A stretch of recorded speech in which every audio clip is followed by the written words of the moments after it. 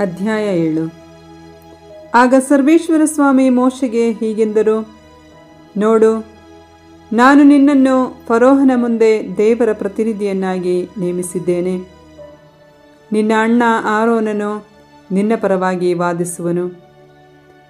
ನಾನು ನಿನಗೆ ಆಜ್ಞಾಪಿಸುವುದನ್ನೆಲ್ಲ ನೀನು ಹೇಳಬೇಕು. ಇಸ್ರಾಯೇಲರು ಈ ದೇಶದಿಂದ ಹೊರಟು ಹೋಗುವುದಕ್ಕೆ ಅಪ್ಪಣೆ ಕೊಡಬೇಕೆಂದು ನಿನ್ನ ಅಣ್ಣ ಆರೋನನೇ ಫರೋಹನ ಮುಂದೆ ಮಾತಾಡಬೇಕು. ಆದರೂ ನಾನು ಫರೋಹನ ಹೃದಯವನ್ನು ಕಲ್ಲಾಗಿಸಿ ಈಜಿಪ್ಟ್ ದೇಶದಲ್ಲಿ ಅನೇಕ ಸೂಚಕ ಕಾರ್ಯಗಳನ್ನು ಪವಾಡಗಳನ್ನು ನಡೆಸಿ ನನ್ನ ಶಕ್ತಿಯನ್ನು ತೋರಿಸುವೆನು. ಫರೋಹನು ನಿನ್ನ ಮಾತನ್ನು ಕೇಳುವುದಿಲ್ಲ. ಆಗ ನಾನು ಈಜಿಪ್ಟ್ ದೇಶದವರನ್ನು ಬಾಧಿಸಿ ಅವರಿಗೆ ಕಠಿಣ ಶಿಕ್ಷೆಗಳನ್ನು ವಿಧಿಸುವೆನು. ನನ್ನ ಜನರಾದ ಇಸ್ರಾಯೇಲರ ಗೋತ್ರಗಳನ್ನೆಲ್ಲ ಈಜಿಪ್ಟ್ ದೇಶದಿಂದ ಹೊರತರುವೆನು.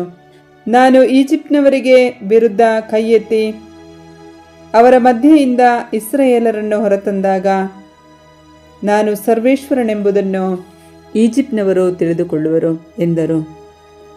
ಸರ್ವೇಶ್ವರ ಸ್ವಾಮಿಯ ಆಜ್ಞೆಯಂತೆಯೇ ಮೋಶೆ ಮತ್ತು ಆರೋನರು ಮಾಡಿದರು. ಫರೋಹನೊಡನೆ ಮಾತುಕತೆ ನಡೆಸಿದಾಗ ಮೋಶೆಗೆ 80, ಆರೋನನಿಗೆ 83 ವರ್ಷ ವಯಸ್ಸಾಗಿತ್ತು.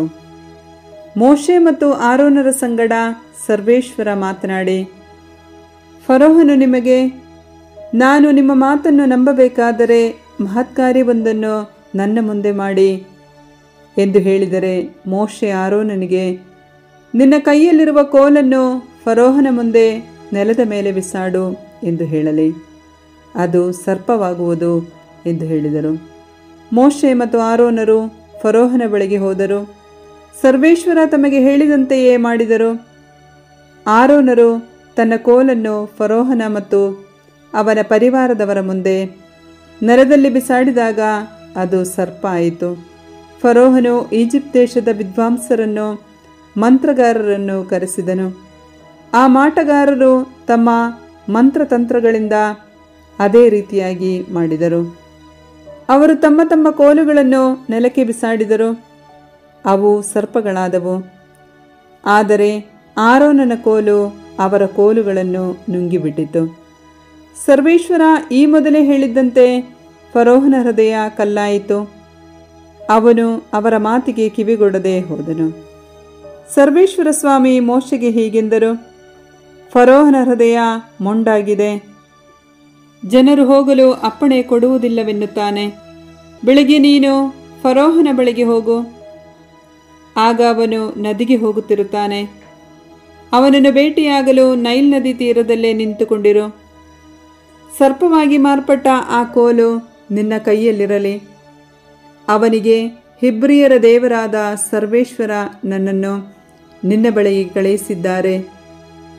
ಅವರು ನಿನಗೆ ಹೇಳುವ ಮಾತಿದು, ಮರುಭೂಮಿಯಲ್ಲಿ ನನ್ನನ್ನು ಆರಾಧಿಸಲು ನನ್ನ ಜನರಿಗೆ ಅಪ್ಪಣೆ ಕೊಡಬೇಕೆಂದು ನಿನಗೆ ಆಜ್ಞಾಪಿಸಿದೆ.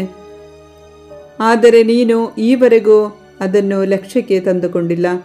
ಆದುದರಿಂದ ಸರ್ವೇಶ್ವರನಾದ ನಾನು ಮತ್ತೆ ಹೇಳುತ್ತೇನೆ, ನೀನು ನನ್ನನ್ನು ಸರ್ವೇಶ್ವರನೆಂದು ತಿಳಿದುಕೊಳ್ಳುವಂತೆ ನನ್ನ ಕೈಯಲ್ಲಿರುವ ಕೋಲಿನಿಂದ ನೈಲ್ ನದಿಯ ನೀರನ್ನು ಹೊರಡಿಸುವೆನು. ಆಗ ಅದು ರಕ್ತವಾಗುವುದು. ನದಿಯಲ್ಲಿರುವ ಮೀನುಗಳು ಸಾಯುವವು. ನದಿಯು ಹೊಲಸಾಗಿ ನಾರುವುದು. ಅದರಲ್ಲಿ ನೀರನ್ನು ಕುಡಿಯಲು ಈಜಿಪ್ಟ್ನವರಿಗೆ ಹೇಸಿಗೆಯಾಗುವುದು.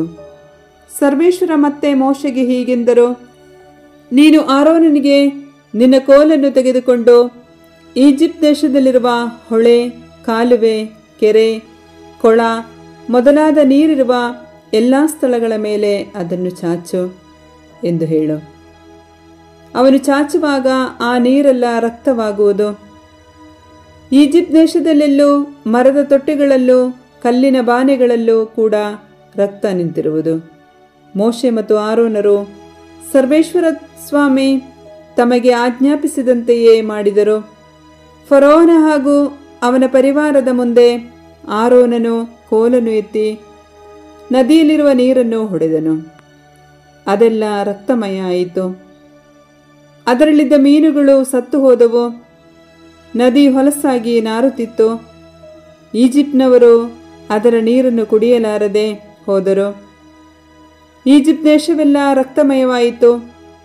ಆದರೆ ಈಜಿಪ್ಟ್ ದೇಶದ ಮಾಟಗಾರರು ಕೂಡ ತಮ್ಮ ಮಂತ್ರತಂತ್ರಗಳಿಂದ ಅದೇ ರೀತಿ ಮಾಡಿದರು. ಆದ್ದರಿಂದ ಫರೋಹನ ಹೃದಯ ಕಠಿಣವಾಯಿತು. ಸರ್ವೇಶ್ವರ ಈ ಮೊದಲೇ ತಿಳಿಸಿದಂತೆ ಅವನು ಮೋಶೆ ಮತ್ತು ಆರೋನರ ಮಾತನ್ನು ಕೇಳದೆ ಹೋದನು.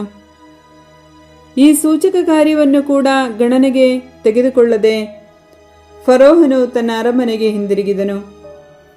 ಈಜಿಪ್ಟ್ನವರೆಲ್ಲರೂ ಆ ನದಿಯ ನೀರನ್ನು ಕುಡಿಯಲಾಗದೆ ಕುಡಿಯುವ ನೀರಿಗಾಗಿ ಅದರ ಸುತ್ತಲೂ ಅಗೆದರು. ಸರ್ವೇಶ್ವರ ನೈಲ್ ನದಿಯನ್ನು ಹೊಡೆದ ಮೇಲೆ 7 ದಿನಗಳು ಕಳೆದವು.